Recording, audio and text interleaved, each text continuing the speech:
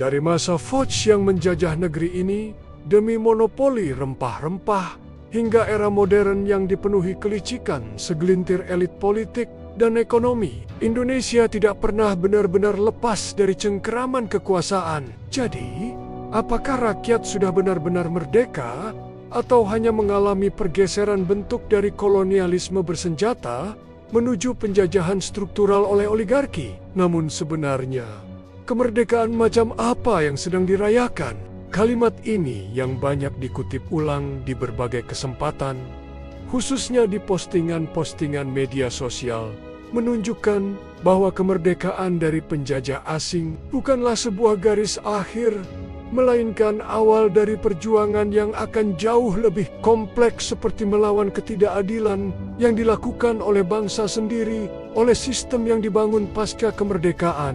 Kemerdekaan dalam artian formal, yakni pengakuan sebagai negara berdaulat, memang sudah dicapai oleh Indonesia. Namun, kemerdekaan dalam artian substantif, di mana rakyat punya kendali atas hidupnya sendiri, terbebas dari penindasan struktural, dan memiliki akses yang setara terhadap sumber daya, masih jauh sekali dari genggaman rakyat Indonesia saat ini. Apakah hanya berarti lepas dari penjajahan bangsa asing, atau juga memiliki kedaulatan atas tanah, ekonomi, dan keputusan politik kita sendiri? Tanah dikuasai segelintir korporasi. Harga kebutuhan pokok ditentukan pasar global.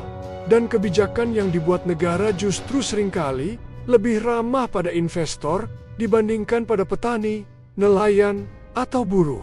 Perusahaan ini didirikan pada tahun 1602 oleh pemerintah Belanda sebagai perusahaan dagang berskala besar yang diberi hak istimewa luar biasa, termasuk hak untuk membuat perjanjian Menstak-Wong, memungut pajak, bahkan memelihara tentara, dan berperang atas nama Belanda. Kedatangan Foch di Indonesia sebenarnya bukan hanya perkara urusan dagang. Salah satu contoh paling brutal adalah pembantaian penduduk Banda pada tahun 1621 yang diperintahkan oleh Gubernur Jenderal Jan Pieterszoon Koen. Ini bukan hanya penindasan ekonomi, tetapi juga penghilangan kedaulatan lokal atas hasil bumi dan ruang hidup. Ribuan orang dibunuh atau dijadikan budak demi memonopoli pala, komoditas yang saat itu lebih berharga dari emas. Foch juga kemudian mewariskan pola relasi kuasa yang menempatkan elit lokal sebagai perpanjangan tangan kekuasaan kolonial. Warisan itu kemudian diteruskan oleh pemerintahan kolonial Belanda setelah Foch bangkrut dan bubar pada tahun 1799. Foch menciptakan struktur sosial yang timpang dengan memusatkan kekayaan pada segelintir pihak dan membuat sebagian besar rakyat hidup dalam ketergantungan. Beberapa bangsawan dan penguasa pribumi diberi hak istimewa asal tunduk pada perintah dan kepentingan Foch. Mereka menjadi semacam kelas perantara yang melanggengkan sistem kolonial. Setelah Indonesia merdeka, struktur kekuasaan yang dibangun sejak zaman Foch tidak serta-merta dibongkar. Lalu, menurut laporan Oxfam yang rilis pada Januari tahun 2025, diketahui bahwa 60% kekayaan miliarder dunia, termasuk di Indonesia, berasal dari warisan monopoli atau kolusi.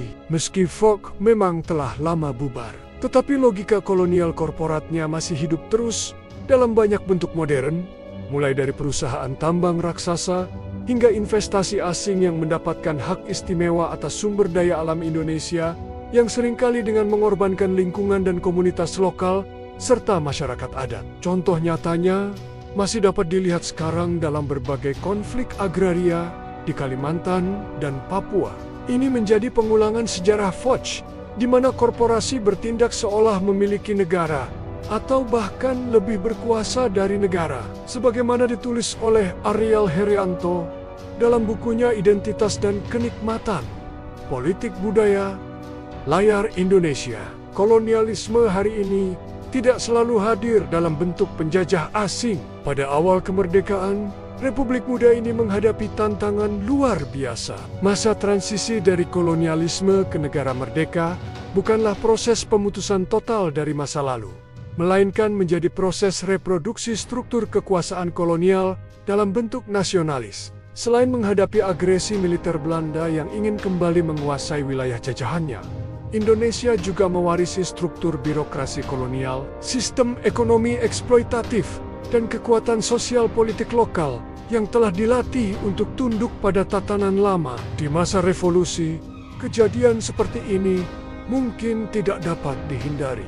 Tetapi pasca revolusi, militer tidak hanya mempertahankan fungsi pertahanannya, melainkan juga mulai masuk ke dalam urusan ekonomi dan pemerintahan, tetapi bisa hadir dalam bentuk struktur dan relasi yang menyingkirkan rakyat dari pengaruh atas kehidupannya sendiri, di mana perusahaan sawit dan tambang masuk ke wilayah adat dengan perlindungan hukum dari negara. Masyarakat kehilangan tanah hutan rusak dan akses terhadap sumber penghidupan mereka ditutup. Setelah Indonesia merdeka, sistem pendidikan nasional memang meluas, tetapi tetap mewarisi pola stratifikasi sosial. Akibatnya, ketimpangan terus diwariskan lintas generasi dengan wajah-wajah baru penguasa, tetapi dengan cara kerja yang tidak jauh berbeda dari masa Foch. Sekolah-sekolah favorit, akses ke perguruan tinggi, dan kualitas guru masih jauh dari merata, membuat mobilitas sosial rakyat kecil tetap terbatas. Salah satu institusi warisan kolonial yang paling cepat mengambil alih kekuasaan pasca kolonial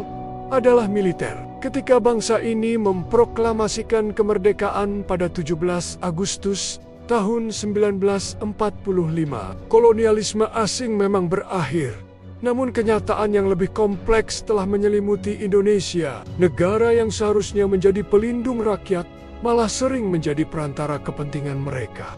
Reformasi yang benar-benar menyejahterakan rakyat tidak cukup hanya melalui perubahan kosmetik, tetapi harus sampai ke akar, yaitu membongkar pola relasi kekuasaan dan kepemilikan sumber daya yang diwariskan sejak masa kolonial. Bahkan, aparat penegak hukum yang semestinya membela rakyat justru lebih sering berada di pihak perusahaan, sebagaimana dulu tentara Foch berdiri di belakang kepentingan korporasi kolonial.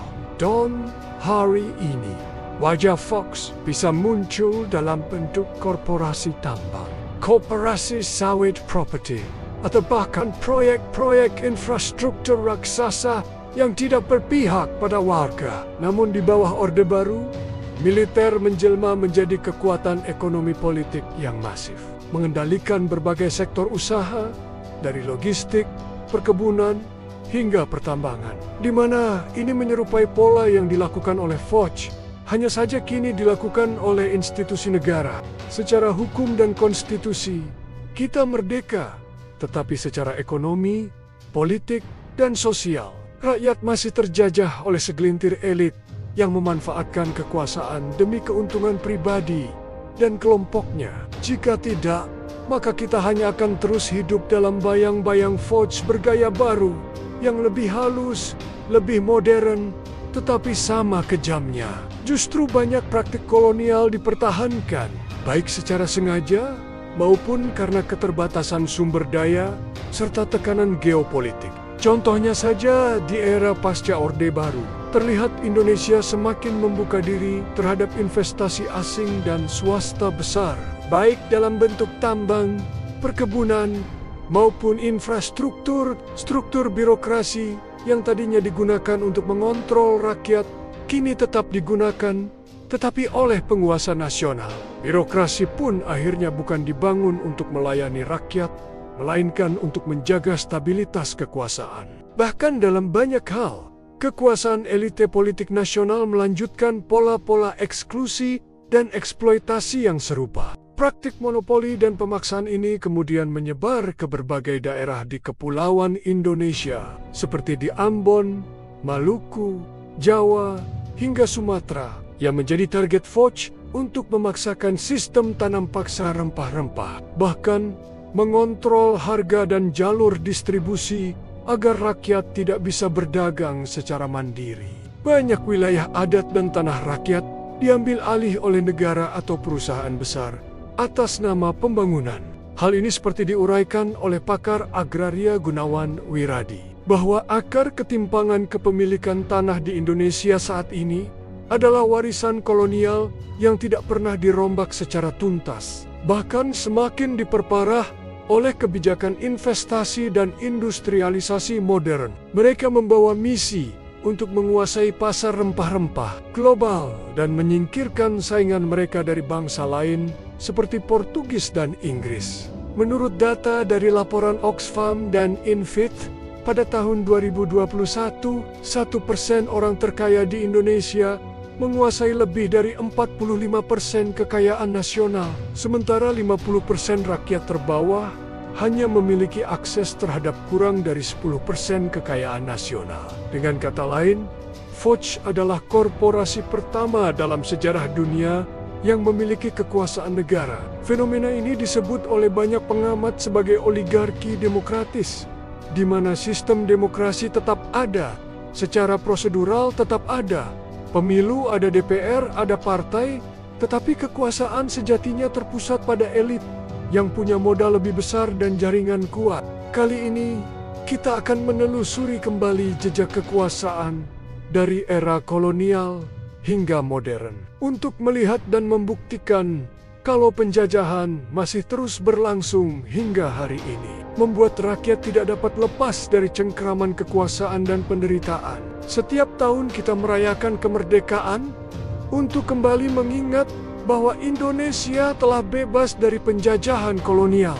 Menurut ilmuwan politik Jeffrey Winters, dalam buku berjudul Oligarki yang rilis pada tahun 2011, oligarki adalah bentuk kekuasaan di mana sekelompok kecil elit menguasai sumber daya luar biasa besar dan mampu mempengaruhi arah kebijakan negara. Ini bukan sekadar teori asing, sebab Jeffrey secara eksplisit menyebut Indonesia sebagai salah satu negara demokrasi yang dikendalikan oleh oligarki. Pernyataan dan pengamatan yang dilakukan Jeffrey ini seharusnya membuat masyarakat Indonesia mulai bertanya ulang mengenai makna kemerdekaan. Dalam pidato Soekarno pada tahun 1966, ia pernah mengatakan, "Perjuanganku lebih mudah karena melawan penjajah. Perjuanganmu akan lebih sulit karena melawan bangsamu sendiri." Maka, untuk membicarakan Indonesia hari ini, kita harus membicarakan juga tentang oligarki. Jika yang berkuasa ternyata bukanlah rakyat, melainkan hanya segelintir elit, apakah kita sudah benar-benar merdeka? Jika melihat kenyataan hari ini, masih sangat banyak rakyat Indonesia yang terjebak dalam kemiskinan sistemik, sulit mengakses pendidikan dan layanan kesehatan yang layak, serta nyaris tidak punya ruang untuk menyuarakan kepentingannya di ranah politik. Dalam praktiknya, banyak kebijakan lahir bukan dari musyawarah yang mencerminkan kepentingan bersama, melainkan dari lobi-lobi kepentingan ekonomi dan politik. Dalam konteks ini, kemerdekaan sesungguhnya tidak lagi bisa diukur dari sekadar ketiadaan penjajah asing, tetapi harus ditimbang dari sejauh mana rakyat punya kuasa atas tanah, kehidupan, dan masa depannya sendiri. Akar ketimpangan kekuasaan dan ekonomi di Indonesia hari ini sudah ada sejak abad ke-17, ketika penjajahan terhadap bangsa ini tidak dimulai oleh negara, melainkan oleh sebuah perusahaan dagang yang kita kenal sebagai Forbes. Forbes memiliki wilayah operasi yang luas di Asia, terutama di Kepulauan Nusantara yang kaya rempah, seperti di Maluku. Namun, untuk mencapai misi mereka dan mendapatkan keuntungan, Forbes tidak segan-segan menggunakan cara kekerasan, manipulasi politik lokal, dan penguasaan atas wilayah. Petani hanya boleh menjual hasil mereka kepada Forbes dengan harga yang ditentukan sepihak, dan jika mereka menolak, maka mereka akan menghadapi hukuman berat. Forbes kemudian menjadi cikal bakal bentuk kolonialisme korporat, yaitu bentuk penjajahan yang tidak selalu dilakukan oleh negara secara langsung, tetapi melalui wujud bisnis besar yang diberi kekuasaan untuk mengeksploitasi wilayah dan sumber daya alam demi keuntungan segelintir orang di pusat kekuasaan. Praktik serupa pun sebenarnya masih terus berlangsung hingga hari ini, meski dalam bentuk dan wajah yang berbeda. Dalam analisis sejarawan Sartono Kartodirjo, sistem ini mewariskan struktur kekuasaan patrimonial kolonial yang sangat bertahan lama, bahkan setelah kemerdekaan. Pemisahan akses terhadap tanah, pendidikan, dan kekuasaan yang dimulai sejak masa Forbes perlahan menjadi fondasi dari sistem kolonial yang lebih luas dan masih membayangi hingga masa kini. Misalnya dalam sektor agraria, konflik tanah yang berakar sejak zaman kolonial masih berlanjut hingga hari ini. Kekuasaan ekonomi pun nyatanya masih sangat terkonsentrasi. Sementara dalam laporan terbaru dari KSEI pada September tahun 2024, kekayaan 50 orang terkaya di Indonesia setara dengan 2,45% APBN Indonesia pada tahun 2024 dan setara dengan kekayaan 50 juta orang Indonesia. Ini bukan hanya soal kesenjangan ekonomi, tetapi juga cerminan dari sistem politik yang berpihak pada elit dan pemilik modal besar. Suatu pola yang sudah dipraktikkan Foch berabad-abad lalu. Dalam arti inilah, jejak Foch masih tampak jelas dalam kehidupan Indonesia hari ini. Meskipun dibalut dalam narasi pertumbuhan ekonomi, banyak dari proyek ini berjalan dengan pola yang mirip dengan cara kerja Foch. Seperti perusahaan menguasai lahan luas, mendapat izin istimewa dari negara, dan seringkali mengorbankan masyarakat lokal serta lingkungan. Dalam banyak kasus, aparat negara justru membela kepentingan perusahaan ketimbang rakyat. Dalam pengertian ini, Foch bukan sekadar bagian dari masa lalu, tetapi pola yang diwariskan dan terus direproduksi dalam sistem hari ini. Transisi kekuasaan dari penjajah asing ke elit nasional ternyata tidak serta-merta membebaskan rakyat dari struktur penindasan. Dalam banyak hal, struktur warisan kolonial itu justru dimanfaatkan oleh elit politik Indonesia untuk membangun basis kekuasaan mereka sendiri. Lembaga-lembaga kolonial seperti tentara, birokrasi sipil, hingga sistem agraria tetap dijalankan tanpa reformasi besar, sehingga menciptakan ironi sebagai bangsa merdeka dengan sistem kolonial yang diwariskan kepada pemerintahan baru. Tentara Indonesia yang awalnya dibentuk dari sisa-sisa KNIL atau Tentara Kerajaan Hindia Belanda, segera menjadi salah satu aktor utama dalam perpolitikan Indonesia. Pada masa Orde Lama, militer mulai mendapatkan konsesi bisnis sebagai kompensasi atas perannya dalam mempertahankan negara. Demikian pula dengan birokrasi. Setelah Belanda hengkang, banyak posisi dalam struktur kolonial diisi oleh pejabat lokal tanpa perubahan mendasar terhadap fungsinya. Sistem pendidikan pun tidak luput dari warisan kolonial. Pada masa penjajahan, pendidikan hanya diberikan kepada segelintir elit pribumi agar mereka bisa membantu menjalankan pemerintahan kolonial. Itulah mengapa banyak kalangan berpendapat bahwa kemerdekaan Indonesia seolah hanya mengganti bendera tanpa membongkar fondasi struktur kolonialnya.